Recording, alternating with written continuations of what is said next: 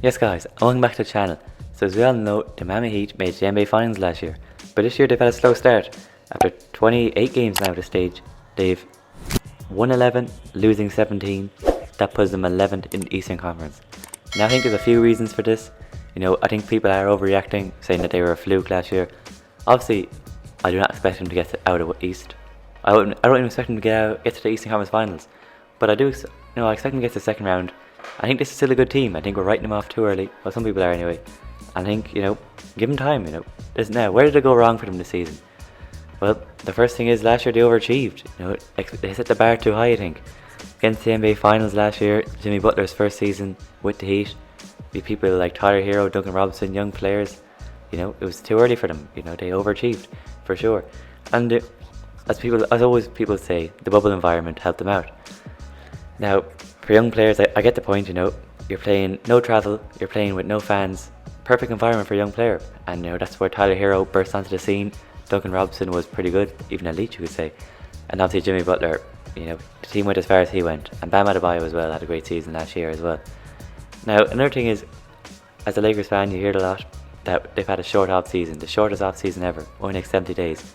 Well, this Miami Heat team have had also had a very short off season, 70 days I think. So very, very short off season, and you've seen it already with people getting injured, like Jimmy Butler.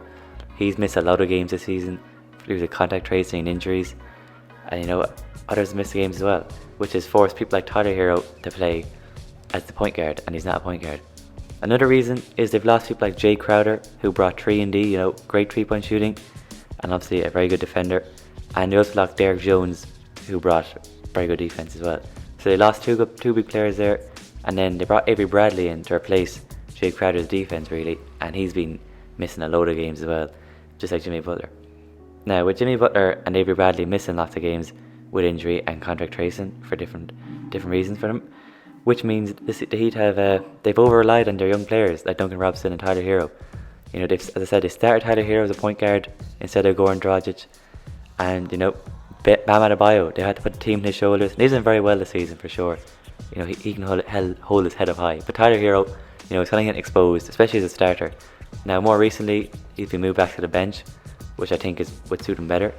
But, it's a lot of pressure put on these young players, And Heat, out of 27 games, 3 key players, Jimmy Butler, Goran Dragic, and Avery Bradley, have missed big chunks of them. Jimmy Butler has played 16 games this season, Goran Dragic 18, and Avery Bradley 10. So, Jimmy Butler, especially the main man, only playing 16 games. So it's not good for them. This team, they rely heavily on Jimmy Butler, missing your main man for so many games. It's gonna pay off in the wrong way, I suppose. They started the season playing Hero at point guard, as I said, and this season Tyler Hero has been averaging 17.3 points per game, 4 assists a game, 34.5% shooting from 3 on 6 threes a game, and 45% shooting from the field. Now those stats on paper look pretty good, but his shooting has gone down from last year. He was shooting 39% from 3 last year, and now he's shooting 34.5. So his shooting's gone down. And he's not even a point guard, even in my opinion, but, have to wait and see about that in the future. Does he develop into a point guard or not? Now, obviously Goran Dragic as well. I thought they'd be starting him as a point guard, but they haven't been. So, that's on the coach. But as we all know, Coach Spo, he's a very, very good coach, so he knows what he's doing. The teams are starting to figure out Duncan Robson as well. He's struggled this season. He was a key player for them last year, especially with his 3-point shooting. He brought that to the table. This year he's averaging 12.6 points per game, 41.5% shooting from the field, and 39.3% shooting from 3 on 8.3 threes a game. So he's shooting the ball a lot, but and 39%, you think it's above league average, pretty good. But last year he was shooting 44.6%. So it's a pretty hefty drop off, for Duncan. I know teams are just not giving him as much space, I suppose. I don't know. I haven't been watching enough of the Heat, but he took a step back this year. But one player who hasn't taken a step back is Bam Adebayo, and he's had a very, very good season. I've been impressed with him. His mid-range game, he's brought that to another level. He's hitting that consistently now, and he's made him a more all-round player. That this year he's averaging 19.8 points per game, 9.4 rebounds, and 5.3 assists per game, on 57% shooting from the field and 84.2% shooting from the free throw line. So he's having an excellent season. Last year he became a first-time All-Star, you know, he's going from strength to strength, you know. And with Jimmy Butler, as I said, missing so many games, yeah, it's been Bam Adebayo's team really. He's been leading the team and he's doing it very well. Now, as for Jimmy, he's only played the 16 games, as I said. But, you know, it's nothing to be too concerned about for Heat fans, because once playoff time comes, if all these players are back fit and healthy, they'll be fine, you know. Jimmy this year, he's averaging 20 points per game, 7.4 rebounds, 7.1 assists per game, on 44% shooting from the field, and 85.8% from the free throw line. Now, only 13.6% from 3, but, you know, he hasn't played a lot of games at all, so we can't take that one too seriously. Now, one thing the Heat, they just lost their most recent game, as this video is being recorded, to the Warriors. I think they lost that in overtime. So, you know, I think they do need to make a trade. They're 11-17, 11th in the East, which is not good, you know. They've got Jimmy back for a few games now, and they still haven't gone to the next level. And I think there's a few positions that they need to improve on. One is the point guard, for sure. As I said, Tyler Hero playing there, he shouldn't really be playing there. And they don't see Gordon Dragic, he's missed games through injury, he's getting older, he's declining. So I think they need a new point guard. And Kyle Lowry will be the dream scenario for your new point guard. He's on an expiring contract, he'll be a free agent in the off season. And, you know, if it doesn't work out, he's just a 1-year rental either way. He's on like a $30 million contract, so you got to make that one work.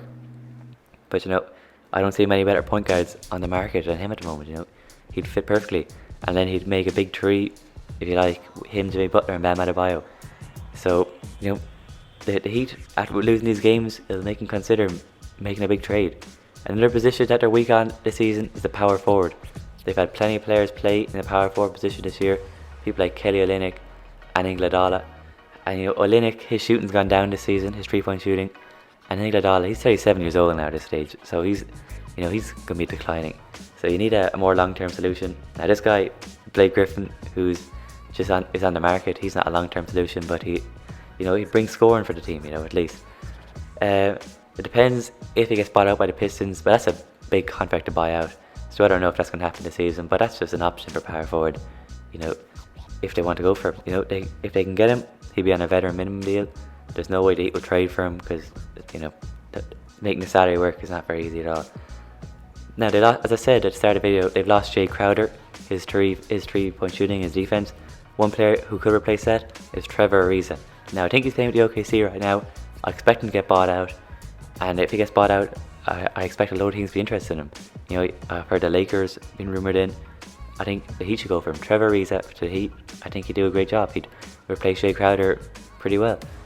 And of course then, as they've always been linked, people like Bradley Beal and Victor Oladipo too. Victor Oladipo has said in the past he wants to stay for the Heat. I think if the Heat want him, the Rockets know he's on an expiring deal. They'll take anything for him really at this stage, you know. Give him a few picks and they'll be happy with that. Or they can leave it till the off season and get him as a free agent. And of course Bradley Beal has been heavily linked with the Heat. If Bradley Beal joins up with Jimmy Butler and Bam Adebayo, that's a super team for sure. That can challenge the Nets. You will have to give up Tyler Hero and Duncan Robson for that at least, I think. But those two players have had down years this year. As I said at the start, they've been over-relied on. You know, too much pressure on them, and they've been worn. They played a lot of games in a short period of time, you know, and it's going to take your toll on those young players. They're still young players, not consistent yet. Give them time, you know. But guys, that's the video. Who do you think the Heat should sign? Who do you think the Heat should trade for? Because I think with their 11-17 record, I think Pat Riley's going to pull a trade, you know. I see him getting impatient and just changing it up. I think he should, you know. This team is underperforming. I think by the playoffs they'll be doing good. You know, they'll get all the players back healthy. People like Avery Bradley, get him healthy. I think they'll do a good run. They match up very well with lots of teams. The Celtics, they played the Celtics. I'm confident for them. The Sixers won't be easy, but you know, I wouldn't be surprised to bet them. You know, the Nets, of course, they're not easy to beat at all, but you know, no team is not going to struggle against them. But anyway, guys, as I said, that's the video.